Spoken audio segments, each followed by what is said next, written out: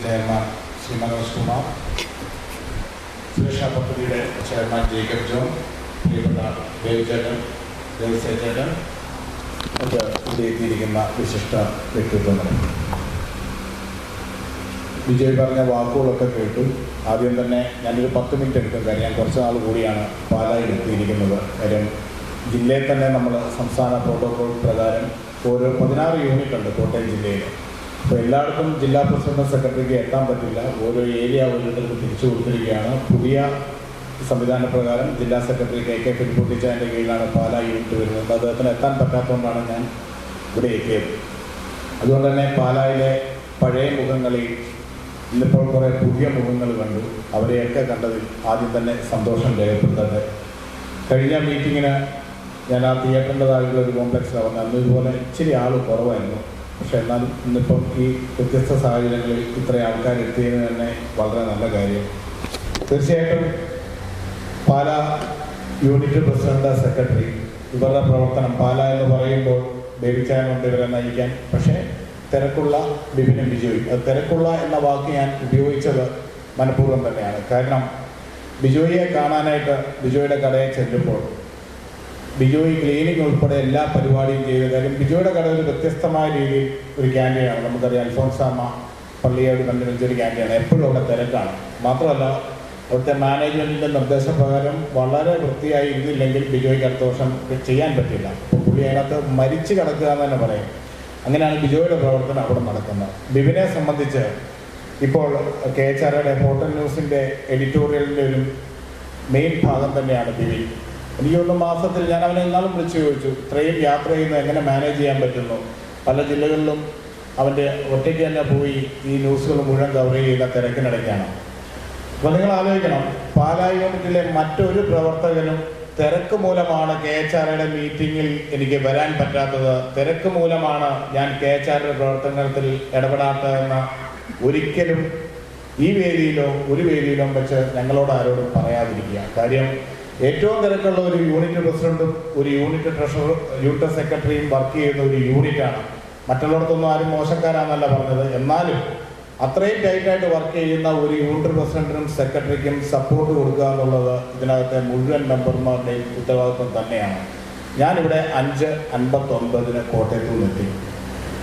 ഇവിടുത്തെ hygiene monitoring chairman Kottayam unit പ്രസിഡന്റാണ്. അദ്ദേഹം ഇറങ്ങാൻ നിൽക്കുമ്പം അദ്ദേഹത്തിൻ്റെ കടയിൽ ബിരിയാണി അടിച്ചുകൊണ്ട് നിൽക്കുന്നവൻ ഉച്ചയ്ക്ക് റെസ്റ്റിന് പോയിട്ട് മദ്യപിച്ച് തിരിച്ച് കയറി വന്നു. അരി അടുപ്പേ കിടക്കുന്നു.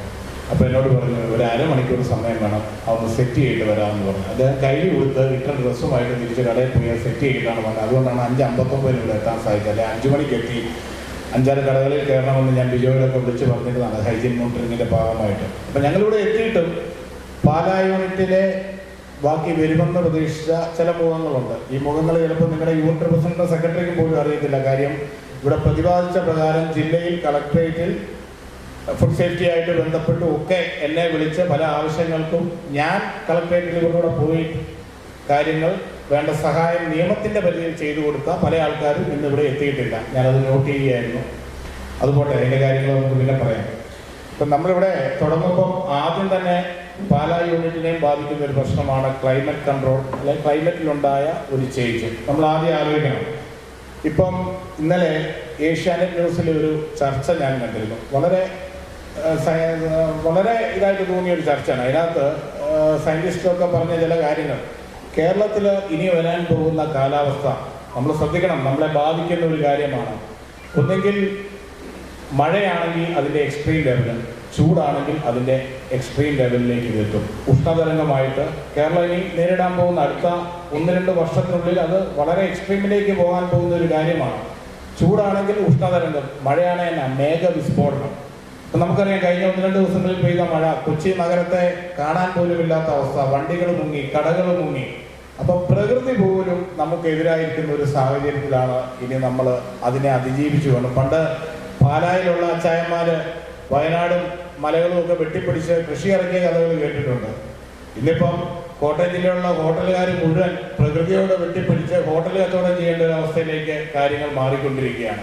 അപ്പം ഇതിനൊരു കാരണം എന്താണെന്ന് വെച്ചാൽ, ലോകത്തിലെ ഏറ്റവും കൂടുതൽ ചൂടുള്ള വെള്ളമായി അറബിക്കടൽ മാറിയിരിക്കുകയാണ്. 27 ഡിഗ്രി സെൽഷ്യസ് ആണ് അറബിക്കടലിലെ വെള്ളത്തിൻ്റെ ഇപ്പോഴത്തെ ചൂട്. അപ്പം അത് ഒരു സൈഡിൽ നിൽക്കുമ്പോൾ ഏറ്റവും എക്സ്ട്രീമായിട്ട് തന്നെ ഇനി ക്ലൈമറ്റിനെ അത് ബാധിക്കുകയുള്ളൂ. അപ്പം നമ്മൾ കാർഷിക കലണ്ടർ മാറി. ഇപ്പം നമ്മുടെ ആലപ്പുഴയിലുള്ള ഒരു യൂട്യൂബ് ചെയ്യുന്ന ഒരു കർഷകനുണ്ട്. അദ്ദേഹത്തിന് ഇന്ന് രാവിലെ ഞാൻ ആ വീഡിയോ കണ്ടിരിക്കുകയാണ്. വിളവ് കൂടിയായിരുന്നു അദ്ദേഹത്തിന്, മറ്റേ കുക്കുംബർ പോലത്തെ സംഭവത്തിൻ്റെ. അദ്ദേഹം വിൽക്കാനായിട്ട് അതിനുള്ള വിപണിയില്ല. ചിലയിടത്ത് അദ്ദേഹത്തെ കപ്പ ഇന്ന് വെള്ളത്തിൽ നിൽക്കുക, പറിച്ചെടുത്തിട്ട് അതിനകത്ത് കാർഷിക കലണ്ടർ അനുസരിച്ച് ചെയ്യുക. അപ്പോൾ ഇതൊക്കെ എല്ലാ മേഖലയിലും ബാധിക്കുന്നതിനോടൊപ്പം തന്നെ നമ്മളെയും ബാധിക്കും. നമ്മളെങ്ങനെയാണ് ബാധിക്കുന്നത്? ഇപ്പോഴത്തെ വിലക്കയറ്റം കണ്ടോ? എത്ര രൂപയാണ് വില വ്യത്യാസം? പരിപ്പൈറ്റം എല്ലാം 170 രൂപയ്ക്ക് മേളിലാണ് പരിപ്പൈറ്റം. പച്ചമുളകിൻ്റെ വില എത്രയായി? 124. ബീൻസ് ഒന്നും നമുക്ക് കടയിൽ കാണിക്കാൻ പറ്റുമല്ല. കൗണ്ടറിൽ നിന്ന് വേണേൽ ഒരു ബീൻസ് കയ്യിൽ പിടിക്കാം, ഇതാണ് ബീൻസ് എന്ന് വല്ലവരും ചോദിച്ചാൽ. ആ അവസ്ഥയിലേക്ക് പച്ചക്കറി ഏത് സാധനം എടുത്ത് നമ്മളൊരു തോരനോ ഒരു അവിയലോ അല്ലെങ്കിൽ എന്ത് സാധനം ഉണ്ടാക്കാനായിട്ട് ഇപ്പോൾ എത്ര രൂപയ്ക്ക് വിൽക്കാൻ പറ്റും? അപ്പോൾ ഇതിനകത്തൊക്കെ ചെയ്യാൻ പറ്റുന്ന കാര്യം നമുക്ക് അതാത് ദിവസത്തെ മാർക്കറ്റിൽ നമുക്ക് അവൈലബിൾ